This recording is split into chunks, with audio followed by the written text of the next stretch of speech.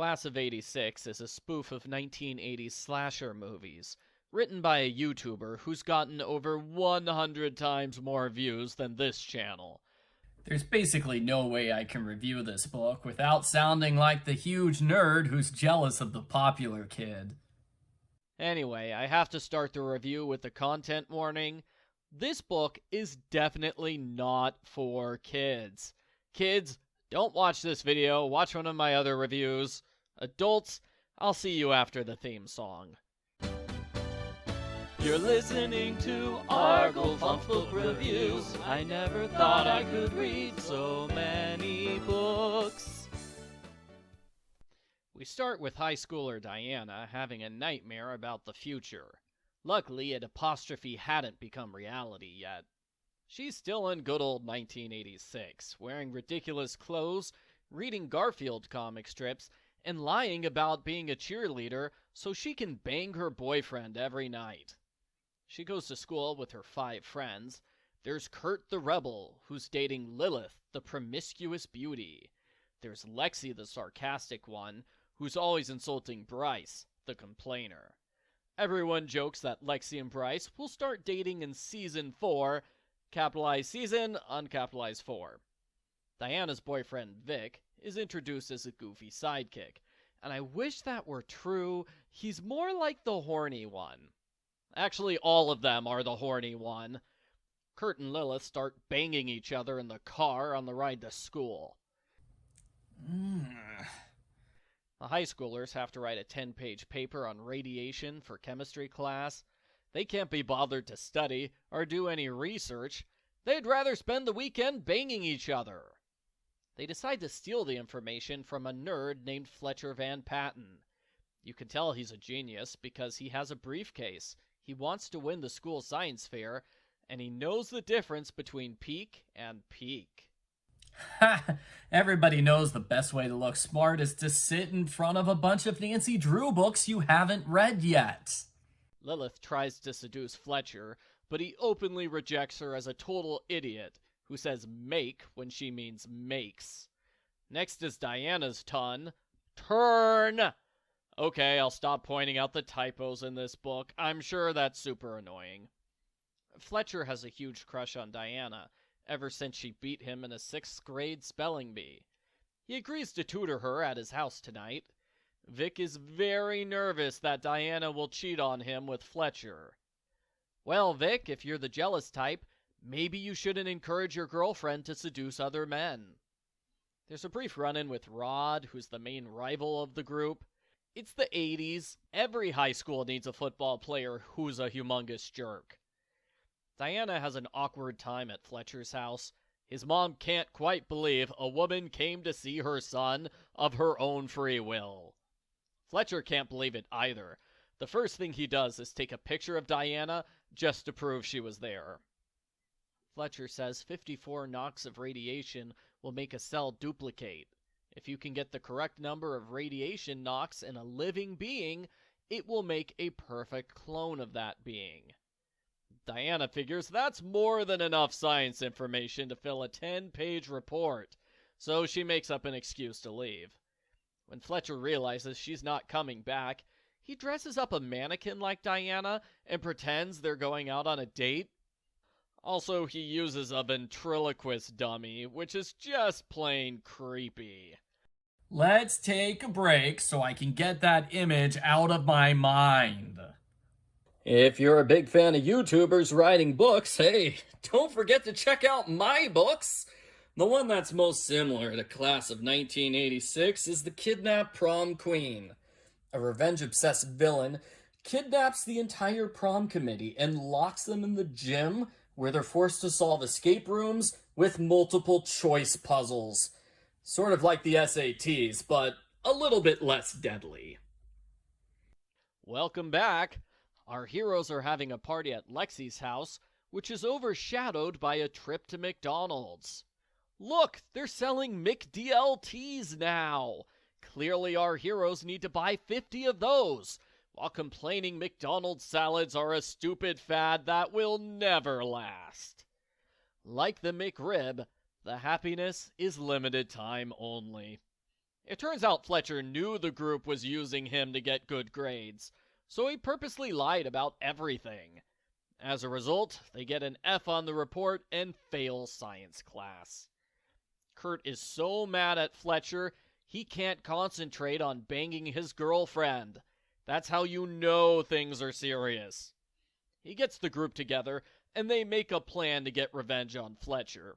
They switch around the labels on his bottles of chemicals to mess up his science experiment. On a side note, Fletcher's science experiment is creating orange juice soda. That sounds gross, but it can't be any worse than Coca-Cola Dream World. Fletcher mixes the wrong chemicals together in a pot. A giant fireball destroys the room and burns off all his flesh. This has been another episode of What If It Exploded? Fletcher is sent to the hospital in a coma, and finally, we have graduation day. Excuse me, what? They get to graduate even though they failed science class? Then why were they so worried about passing the class in the first place? Maybe the school gave the kids a break because all the teachers show up drunk to graduation. The principal doesn't care anymore, so he decides Diana can take Fletcher's place as valedictorian. She gives a speech about how it's important to be nice to other people, even if they're weirdos who do book reviews on YouTube. In part 2, the book abruptly switches genres. It's like when you're watching TV but someone changes the channel on you when you take a bathroom break. There's a deadly nuclear war, millions of people die, and everywhere is a desert wasteland because of deadly acid storms that occur every 13 days. Our 6 heroes are living together in Bryce's van. I can't believe they lasted 10 days, much less 10 years. How are these morons supposed to find food in a world without plants when they struggled to order something from McDonald's? And no, this is not a McDonald's uniform I'm wearing. The M stands for Michael. People now use bullets as currency. When Vic and Diana find 10 bullets on a dead body, the group heads to a bar so they can get super drunk. They're putting the wasted in Wasteland. But uh-oh, Rod shows up. Obviously, our heroes can't restrain themselves when a high school jock is nearby. They get into an incredibly violent fist fight and car chase. This results in lots of blood and 3 murders. Our drunk heroes go to the desert so they can camp, get high, and bang each other. That's basically the same thing they were doing before the nuclear apocalypse. Lexi and Bryce still aren't a couple yet, because whenever they get close to becoming an official couple, Bryce passes out and forgets the whole thing. Our heroes wake up in a panic the next day because it's acid rain day. They rush to the nearest underground bunker, but uh-oh, Rod shows up with 3 biker chicks. Kurt and Rod decide to end their rivalry once and for all with a grease fight. The biker chicks interfere because they want Rod to think they're completely loyal to him. I'm not sure why the chicks want to win his trust so badly. Rod's a pretty big loser. One biker chick tries to impress Rod by stabbing Kurt. Diana stops the chick by shooting her. As a result, our heroes are thrown out of the shelter. Since they have nowhere else to go, they decide to go to high school. Let's take another break so the characters can think of more stupid crap to do. Don't forget to like this video and subscribe to my video game channel. That's the one people actually watch. They'd rather see me play games than give book reports like a 4th grader. And we're back. Part 3 introduces long flashbacks at the start of every chapter. All 3 couples get a flashback explaining how they first met each other. I agree with the critics who say these flashbacks feel like padding. How our heroes became friends is information that should have been in the first part of the book, not the end. Rod also gets a long flashback, which confused me. The whole book, we've been told, Rod hates Kurt because Kurt stole Lilith away from him. But Kurt's flashback makes it clear he's dated Tanya for all of high school, So when did Rod have a love triangle with Lilith? Continuity. Our heroes are surprised to find the high school is in perfect condition. They make a meal out of vodka and baked beans. They have fun pretending it's a 10-year class reunion, complete with Lilith doing a naughty dance. Vic and Diana go off by themselves. In the chemistry room, they find a secret underground shelter. They start to make out, which is a terrible idea because this is now a slasher movie. Fletcher appears and brutally murders them both, although he waits about 10 minutes in between the two deaths just to give Vic the false hope of escape. There is a flashback explaining how Fletcher got here. He woke up from his coma after a year. He has murder skin, meaning he can kill anyone just by touching them. It's also clone skin, similar to the fake radiation story that Fletcher told Diana. His skin can break off and turn into a full-fledged Fletcher clone. Fletcher went to the high school and killed everyone there in a way that's so graphic and disgusting, I can't describe it on YouTube. I'm gonna be in enough trouble as it is for reviewing this book on a channel that mostly gets views from fans of the Babysitters Club series. Oh yeah, it probably goes without saying, but the characters swear constantly in this book.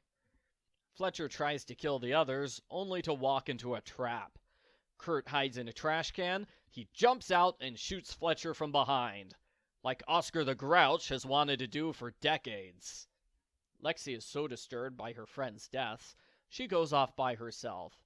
Bryce comforts her in the auto shop room, and then they bang. Meanwhile, Lilith and Kurt get high. In other words, it's a normal Tuesday for them. Fletcher reveals he has an unlimited number of clones. He kills Kurt by throwing him in the acid rain. Lilith tries to hide in a locker, where Fletcher kills her with a javelin. Rod and the biker chicks arrive at the school. There's a typo I can't ignore here, because Kurt has a line of dialogue.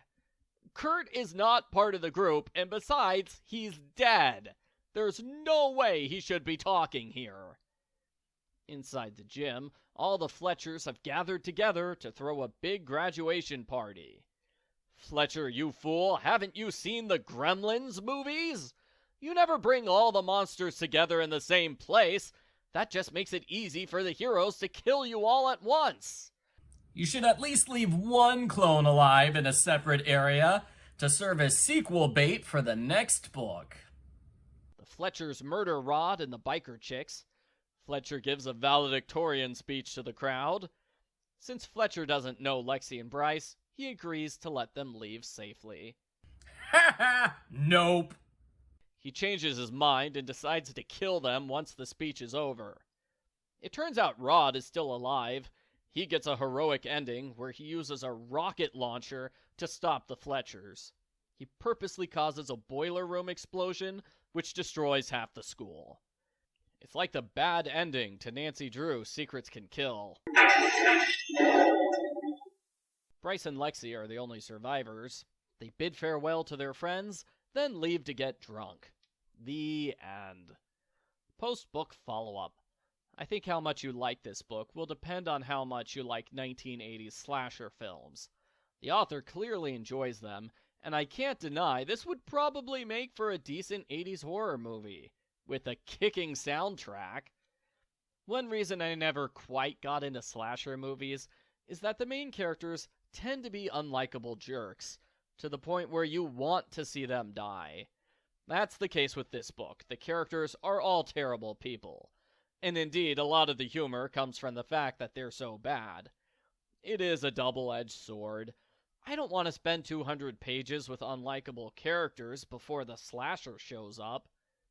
Diana is the main character, which makes sense because she's the nicest and most likable of the bunch.